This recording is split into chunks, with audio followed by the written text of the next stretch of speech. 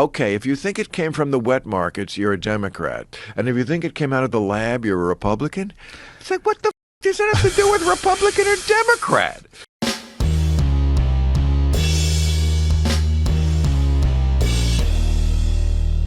How's everybody doing? My name is Anthony Brian Logan, and today we got to talk about Bill Maher appearing on the Joe Rogan podcast. Now, they talked about quite a few things, and if you want to hear that full podcast on Spotify, I'll link to that in the description. But the main thing that I want to focus on in this video is the lab leak theory. Remember back in 2020, 2021, if you said the obvious, which is they had the lab in Wuhan, China, it was kind of janky, they're working on viruses, it leaked from there, they got sick first, they didn't contain it right there. Well, they did contain it in the country, but they were allowing international flights. People in Italy were getting sick, other parts of Europe, and then it came to America, and that's the way that we got this whole thing. If you said something like that back then, what were you called? A bigot, a racist, a conspiracy theorist. What they wanted to tell you was, first, it couldn't spread human to human, which made no sense because everybody was getting sick, falling out and dying, coughing up blood or whatever.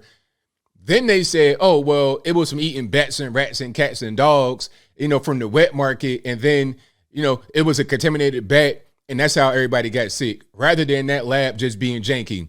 I don't know why they had to lie like that, because it doesn't really matter how it happened to the average person. So I don't understand the point in lying. But it became politicized. It became this whole big thing, a cover up, a lie. And Maher and Rogan were discussing this whole ridiculous thing. Now, before I go any further into it, let's roll the clip together. If you want to see this clip in full without my commentary, of course, the link will be in the description. But shout out yet again to Myth Informed, MKE, Myth Informed Milwaukee. On his Twitter, he posted a piece of it, and he says, Joe Rogan and Bill Maher blast Twitter for censoring and banning people who were initially discussing the virus lab leak theory, and Democrats are playing identity politics around it. Today, it is a mainstream opinion about the lab leak theory. Everybody knows now that's how it happened, but let's go ahead and roll it. We have lots of ways to stop people from talking, short of killing them and pushing them out of windows and stuff. But, I mean, a lot of people would say, I would be one of them, that, cancel culture and intimidating people and stamping out thought that isn't, our friend Elon Musk getting into Twitter, I think, is about that. Is Right. about somebody saying, it wasn't cool that they didn't allow the lab leak theory to be talked about. Right. For months. You couldn't even mention it. And that is certainly something that was open to question. I mean, Yeah, exactly. And I got to pause it a few times because of copyright, all of that, the whole thing. But what he's saying right here is correct. And just an observation about Bill Maher and Joe Rogan. These guys are both liberals, 100%. But I think the reason why I like them, and a lot of you guys may like them, or at least some of what they say, is because they're not so much ridiculous liberals. You see what I'm saying? They're like normie liberals, or back in the day liberals. The people that we have nowadays that are out in the front, your AOCs, Ilhan Omars, and some of these LGBTQ elemental P warriors, they are something else. I'm not sure what to call them. They're liberals, yes, but they are far leftist extremists. Bill Maher, Joe Rogan are like normies. And in a time of just chaos and confusion in the world, I appreciate a good normie. I mean, it was like, to me, the very kind of issue that if Twitter was really doing the job it should, would be a healthy forum for people to go back and forth and say, well, here's why I think COVID probably came from bats, because A, B, and C. And then, well, but there was this lab in Wuhan that was studying coronaviruses, and somebody could have walked out with it on their shoe. Can't we even look into that? For Twitter to take that off, that to me was a huge red flag. And I think Twitter, they took that off probably because of pressure from the government. Maybe it's because of internal stuff, but I think that's more of a governmental thing. Because they're getting subpoenaed to go to Congress and speak. I think it's more about DC pressuring them to do what they did. In my humble opinion, maybe I'm wrong about that, but we'll see. It's crazy. It was crazy because it wasn't resolved. It just wasn't resolved. It wasn't resolved amongst virologists. No, it wasn't it's resolved amongst. There was no way they could know. Even the Biden administration admits that. Yeah. That we don't, they say, yeah, it's absolutely a possibility. I know Redfield, the former head of the CDC, firmly believes it was in a lab. But again, that becomes the conservative view. Yeah. For what reason? Why would I can't even follow the logic of why we pick. Okay, if you think it came from the wet markets, you're a Democrat, and if you think it came out of the lab, you're a Republican.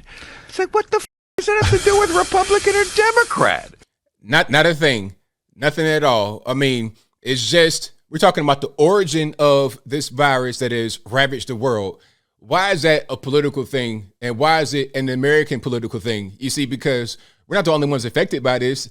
The whole world is affected by this virus. So if, let's just say, somebody in Africa, Asia says, hey, I wonder where that virus came from. Where did it come from? I don't know. Did it come from the lab? Are they a Democrat over in Congo somewhere? Like, what does American politics have to do with the origin of a virus that has racked the whole world? It makes no sense at all. But it's a lot of these soft brain people that don't really understand that. They're just pretty much buying into it without much questioning. It's the same as everything. It's just pure tribalism. The Democrats that do think it came out of a lab tell you like this. They tell you like this. Really? It came out of a lab. Really? Yeah, they're It's careful. that They cover toxic? the mic on their phones. Yeah. It's that toxic. Oh, 100%. Yeah. See, Not as much now. I think it's one of those things that's been accepted because there's been New York Times articles on it. There's been a lot of like people, cover of Newsweek. Remember? Well, I think this probably comes from the fact that somebody thought that it was racist to think that it came from the lab. Like that was the lab that the white people funded. The lab, this high-tech lab. It seems it would be much more racist to think it came out of eating that primitive, crazy food that you're eating in the wet market. You're eating Exactly. Like if you're eating bats and rats and cats and dogs, isn't that more of a racist stereotype about people in China than a lab having a malfunction or a leak or something like that? I mean, come on. I think, or maybe it's it came from China and they don't know what they're doing. I don't know. The racist thing does not make sense. Like Maher said, if you're talking about a Chinese person eating a bat or a dog and it came from that's more racist, right? Because it's a stereotype. eating the chicken of the cave, as they called it in Anchorman 2, bats. So, it's just silly. It's just silly. It's a scientific issue. It should have no political dimension at all. Yeah, I mean, if it was the other way, like if it purely, absolutely came, if all the evidence was pointing that it came from an animal, and then someone was just like coming up with this idea that it came from a lab, you'd go, what the are you talking about? You'd want to go look at that. Like, what are you talking about? Tell me what you're saying. Show me this nonsense. But because it's the other way, it's like, what are you talking about? It came from a lab? No, it's everyone's saying it came from a lab now. A lot of people are saying it came from a lab. Maybe it came from a lab. I'm not saying they're right, but I'm saying that if you don't talk about it, something crazy's going on. Yeah, I mean, you should be able to talk about it. You should be able to have discourse and be able to have the conversation and not just have the conversation shut down right away. If, like, for example, if I post something on the internets, Facebook, Twitter, Instagram, whatever, and it has a fact check on it, I know I'm in the right ballpark. I'm in the right ballpark, but they don't want me to really say it. They kind of want me to, that's what's going on nowadays. Any kind of fact check or any kind of questioning, any kind of censorship lets me know I'm getting a little bit too close and they're trying to warn me. It's like going to Area 51. If you are approaching within 10 miles of the spot, they're like, hold on, wait a minute now. You're getting a little bit too close. Go back yonder. Don't fly up in here. Because either you want to look at things for what they really are, or you have this ideological box that your ideas have to live in. And if you say it came from a lab, you're a Trump supporter. You hate democracy. You hate gays. You can stuff it in a box like that. It gets weird with certain subjects. That's right, 100%. So shout out to Joe Rogan. Shout out to Bill Maher for having a good conversation. I want to hear that full podcast because Bill Maher, I'm liking more and more every day. And again, he's still a liberal, as is Joe Rogan. You know, they're into drugs, all that kind of stuff. That's not really my wave. I'm a conservative person. But I like them because they're just like regular people. And that's good to find. A regular person having a regular conversation. I don't have to agree with you 100%. That's totally fine. But as long as we have a respectful conversation, back and forth, we can bounce ideas. That's what I'm about. What I don't like is the shutting down, the censoring, the accusations, the finger pointing, name calling, trying to get you locked up, all that kind of stuff.